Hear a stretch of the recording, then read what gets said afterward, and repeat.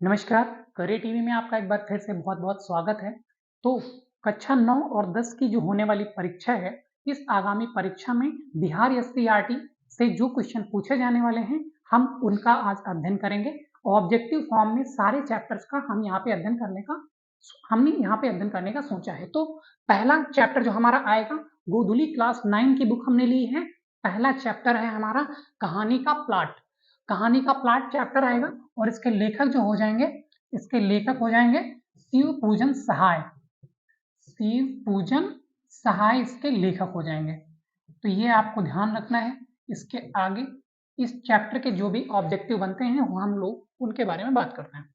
तो पहला क्वेश्चन होगा कि शिव पूजन सहाय का जन्म किस जिले में हुआ था। तो आप जब चैप्टर पढ़ोगे उसमें चैप्टर के सबसे पहले जो लेखक का परिचय होता है, बेसिकली ये क्वेश्चन वहां से मैंने उठाया है। तो क्या वो आरा जिला था, बक्सर था, पटना था या बनारस था? तो शिव पूजन सहाय का जन्म बक्सर जिले में होगा। नेक्स्ट क्वेश्चन देखते हैं। शिव पूजन सहाय का जन्म कब हुआ था? तो जब कब की बात आएगी तो ये सन 1893 आपको याद रखना है। मतलब आप इनका पूरा कार्यकाल देख लोगे तो 1893 से 1963 रहेगा। ये आपको दोनों चीजें ध्यान रखनी है। इनका जन्म 1893 में और मृत्यु 1963 ईस्वी में। नेक्स्ट क्वेश्चन देखते हैं कि शिव पूजन सहाय की मृत्यु कब हुई थी। अभी जो पीछे बताया था तो 1963, कुछ भी सोचने की जरूरत नहीं है। 1963 ईस्वी में इनकी मृत्यु होगी, ध्यान रखना है। उसके बाद में जब पढ़ेंगे तो उनका एकमात्र उपन्यास कौन सा था? तो अगर आप किताब पढ़ोगे तो उसमें डिस्क्रिप्शन में लिखा हुआ है इनका उपन्यास जो था वो देहाती दुनिया था। देहाती दुनिया इनका एकमात्र उपन्यास था। उसके बाद में आगे पढ़ेंगे तो 10वीं की परीक्षा पास करने के बाद उन्होंने कहाँ नौकरी करी थी? बक्सर, आरा, बनारस, पटना। सीधे सीधे एग्जाम में क्वेश्चन पूछा जा सकता है। आपको ध्यान रखना है कि उन्होंने बनारस में नौकरी करी थी। सी आपका सही ऑप्शन हो जाएगा, बनारस में उन्होंने नौकरी करी थी। उसके बाद में है शिव पूजन सहाय की रचनावली कितने खंडों में प्रकाशित थी? तो कितने खंडों में प्रकाशित थी? क्या एक था, दो था, तीन, चार, पांच, क्या था? तो 4 खंडों में प्रकाशित हुई थी इनकी शिव पूजन सहाय की रचनावली, शिव पूजन रचनावली के नाम से। याद रखना, शिव पूजन रचनावली के नाम से 4 खंडों में प्रकाशित हुई थी। उसके आगे के क्वेश्चन हम देखते हैं। उन्होंने किस प्रतिष्ठित पत्रिकाओं में संपादन का काम किया था? कौन सी प्रतिष्ठित पत्रिका थी जिसमें उन्होंने संपादन का काम किया? क्या वो गंगा थी, हिमालय थी, यमुना थी या कावेरी थी? गंगा, हिमालय, यमुना, कावेरी। तो आपका सही ऑप्शन जो हो जाएगा वो है हिमालय। हिमालय पत्रिका जो थी उसके संपादन में इन्होंने काम किया था शिव पूजन सहाय जी ने। तो शिव पूजन सहाय अपने समय के कैसे व्यक्ति थे? चैप्टर के आधार पे आपको आंसर करना है। तो आपको बोल देना है लोकप्रिय और सम्मानित। ऑप्शन सी राइट आंसर है। नेक्स्ट क्वेश्चन देखोगे, बनारस में कौन सी नौकरी कर रहे थे? अभी आपने देखा था बनारस में इन्होंने नौकरी करी है। तो बनारस में कौन सी नौकरी कर रहे थे? तो क्या वकील थे, शिक्षक थे? नहीं, ये थे नकलन 20 की नौकरी कर रहे थे। नेक्स्ट क्वेश्चन देखेंगे तो इस कहानी में लेखक ने किसका स्थान निर्धारित किया है? तो नर नारी बालक। तो इन्होंने नारी का स्थान निर्धारित किया है। ये कहानी आप पढ़ोगे जब कि कहानी का पाठ, तो इसमें एक मुंशी जी आएंगे, वैसे कहानी आगे बढ़ेगी। मुंशी जी बहुत पहले अय्यासी कर रहे होते हैं, उनके भाई साहब नौकरी होती, दरोगा के पद पे होते हैं। फिर धीरे धीरे उनकी स्थिति कैसे बद से बदतर होती है। इस कहानी बहुत ही रोमांटिक है। आप इस रोमांचक कहानी का लाभ जरूर लीजिए। एक बार पढ़ेंगे तो ये डिटेल और आपको बिल्कुल ज्यादा समझ में आ जाएगी। नेक्स्ट पढ़ेंगे कि कौन से आंदोलन के बाद उन्होंने सरकारी नौकरी का त्याग पत्र दे दिया था? किसने? शिव पूजन सहाय जी ने। तो ये था असहयोग आंदोलन। असहयोग आंदोलन के बाद उन्होंने सरकारी नौकरी से त्याग पत्र दे दिया था। नौकरी कौन सी थी? नकलन 20 की नौकरी कर रहे थे। हिंदी का प्रतिष्ठित पत्रिका के कौन से संपादक मंडल में थे? तो क्या गीत वाला था, मत वाला था, रथ वाला था या भाग्य वाला था? तो इनका बहुत ही फेमस की पत्रिका है, मतवाला के संपादक मंडल में ये थे और मतवाला अपने टाइम की बहुत फेमस पत्रिका रही है। कौन सी राष्ट्रभाषा परिषद उनकी कल्पना का साकार रूप है? बिहार राष्ट्रभाषा परिषद, बिहार शरीफ राष्ट्रभाषा परिषद, झारखंड राष्ट्रभाषा परिषद या उड़ीसा राष्ट्रभाषा परिषद? तो अगर आप ये देखोगे क्वेश्चन तो यहाँ पे आ जाएगा आपका कि ये बिहार राष्ट्रभाषा परिषद। ये नोट कर लेंगे आप, बिहार राष्ट्रभाषा राष्ट्रभाषा परिषद, राष्ट्रभाषा परिषद की इन्होंने कल्पना करी थी। फिर इन्हीं की कल्पना के फलस्वरूप इसका जन्म हुआ था। और ये नेक्स्ट करते हैं, उसमें आगे क्वेश्चन बनाया गया है, शिव पूजन सहाय की रचनावली कहां से प्रकाशित की गई थी? तो कहां से प्रकाशित करी गई थी? तो आपका आंसर हो जाएगा ये क्या बनारस है, एक पटना है, एक आरा है, एक बक्सर है। शिव पूजन सहाय की रचनावली कहाँ से प्रकाशित करी गई थी? तो आपका सही ऑप्शन हो जाएगा पटना।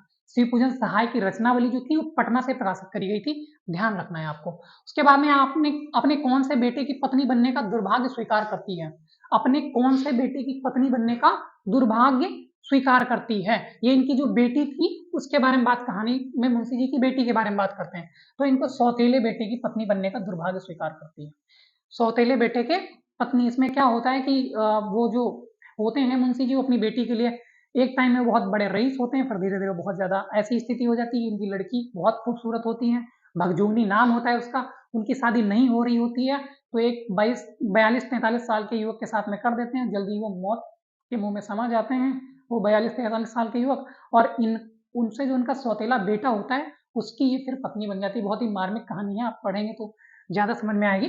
चलिए आगे पढ़ते हैं कि कहानी का पाठ के लेखक कौन है। बता दिया गया आपसे कि शिव पूजन सहाय।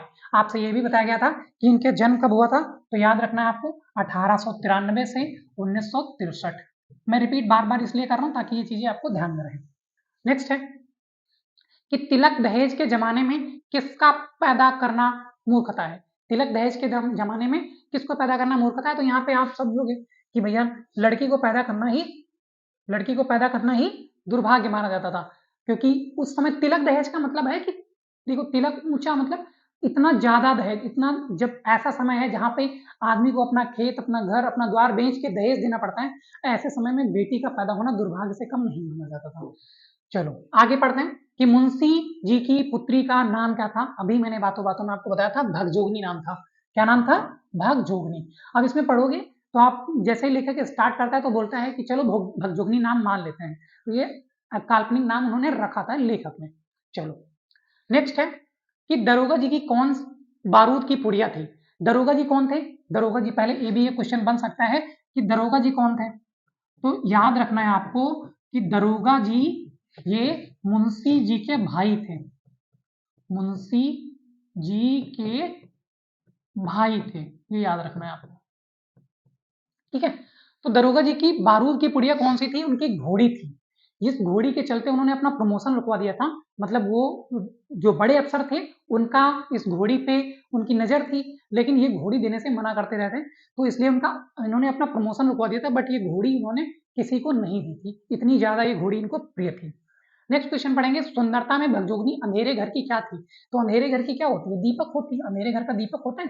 तो इस तरह से भगजोगनी, मैंने कहा ना मुंशी जी की जो पुत्री थी ये बहुत खूबसूरत थी, लेकिन गरीबी इसकी इतनी थी कि एक कपड़े में पूरे तन को ढकना पड़ता था, एक टाइम के खाने के लिए भी लाले लगते थे, कभी मुट्ठी भर चना चबा के सोना पड़ता था। ऐसे करके इनकी कहानी आगे बढ़ेगी। नेक्स्ट क्वेश्चन देखेंगे कि दरोगा जी के जमाने में मुंशी जी खूब किस चित्र के दिए जलाया करते थे। किस चीज के, यहाँ पे थोड़ा सा टाइपिंग मिस्टेक है कि किस चीज के दिए जलाया करते थे। तो दरोगा जी के टाइप से इनका रहन सहन ठाट बाट बहुत तगड़ा था, तो दिए काहे के जलाएंगे? घी के दिए जलाएंगे, ध्यान रखना है आपको। ठीक है, नेक्स्ट क्वेश्चन चलते हैं कि इस युग में क्या प्रबल हो रही है। अब के टाइम में प्रबल कौन हो रहा है? तो कहानी देखो नारी को ध्यान में रखकर बनाई गई है, तो आज के टाइम में तो नारी ही, मतलब अबला जो है ये प्रबल हो रही है। ठीक है, नेक्स्ट क्वेश्चन पे चलते हैं कि बुढ़ापे में मुंशी जी को क्या पैदा हुई थी। तो यही भगजोगनी, मतलब उनकी पुत्री जो थी, मतलब लड़की। ठीक है, ये मुंशी जी को बुढ़ापे में पैदा हुई थी। इस कहानी में मतलब यह है कि जब तक दरोगा जी की नौकरी रहती है तब तक इनके 3 या 4 बेटे होते हैं, लेकिन बाद में अंत समय में जब इनको गरीबी आती है तभी इनकी लड़की आ जाती है। तो ये गरीबी और लड़की को एक साथ में रख के समझते हैं कि जब तक अमीरी रही तब तक मैं भगवान ने लड़के दे दिए, और जब गरीबी दी तब लड़की भी दे दी। तो ऐसे ये दोहरी मार अपने आप में दोहरी मार समझते हैं। ठीक है, थानेदार की कमाई और किसका तापना दोनों बराबर है। तो ये फूस का तापना, ये एक मुहावरा है एक तरह से, फूस का तापना। तो आप ये बताओ, फूस का तापना मुहावरे का अर्थ क्या हो सकता है? आप समझो, अगर गांव देहात से आप थोड़ा सा भी रिलेट कर पा रहे होगे, तो फूस जो होता है उसको आप जैसे ही माचिस लगाते हो बहुत तेजी से जलेगा, लेकिन बहुत तेजी से जलेगा और तुरंत ही ठंडा हो जाएगा, मतलब उसकी जो आपको आग है वो बहुत थोड़े समय के लिए मिलती है। यही कहा गया है कि थानेदार की कमाई और किसका तापना, फूस का तापना बराबर है, मतलब उनकी कमाई जब हो रही थी तो बहुत हो रही थी, नहीं हो रही तो एकदम खत्म। यहाँ पे उसी के बारे में बात करी गई है। नेक्स्ट चलते हैं कि शिवपुंजन सहाय किस विषय के लेखक हैं। तो हिंदी है, अंग्रेजी है, हिंदी तथा साहित्य, तो इनका सही ऑप्शन ये हो जाएगा हिंदी तथा साहित्य। इंपॉर्टेंट क्वेश्चन है, इसको आप ध्यान रखेंगे। नेक्स्ट है, तिलक दहेज क्रूरता का शिकार कौन हुआ? भैया कहानी भगजोगनी के बारे में है, तो दहेज का शिकार कौन बनेगी बेचारी? भगजोगनी, जिसकी कोई गलती नहीं होती है। ठीक है, कहानी का प्लॉट शीर्षक पाठ की कौन सी विधा है? तो आप देखोगे इसका नाम से आप याद रखोगे, ये लिखा है कहानी का प्लॉट। कहानी का प्लॉट में पहला वर्ड कहानी है, तो इसकी विधा भी क्या हो जाएगी? कहानी हो जाएगी। अब आप लोग मुझे कमेंट बॉक्स में बताओ कि सबसे पहली कहानी हिंदी खड़ी बोली की पहली कहानी किसे माना जाता है? मैं मान लूंगा कि आपकी तैयारी अच्छी चल रही है। ठीक है, कहानी किसे माना जाता है? ठीक है, चलो नेक्स्ट, इस पे मैंने टिक कर दिया। हाँ, ये कहानी हो जाएगा। ठीक है, कहानी हो गया। नेक्स्ट है कि मुंशी जी के बड़े भाई किस पद पर कार्य करते थे? तो मुंशी जी के बड़े भाई किस पद पर कार्य करेंगे? अभी जिनके बारे में बात हो रही थी, क्या थे वो? दरोगा। तो दरोगा की कमाई और फूस का तापना बराबर था, तो दरोगा के पद पर वो काम करते थे। ये हो गया आपका। ठीक है, समझ में मुझे लगता है ये क्वेश्चंस आ रहे होंगे। कुछ लोगों के कथनानुसार गरीब घर की लड़की कैसी होती है?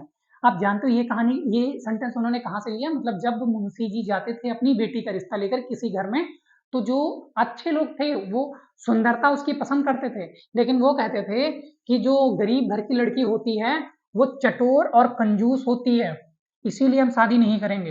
ये वो बहाने मारते थे। उनका मतलब था कि गरीब घर के लोग ऐसे पाए जाते हैं। वही कहानी का क्वेश्चन बना दिए गए हैं। अंत में भगजोगनी किसकी पत्नी बनकर जीती रही?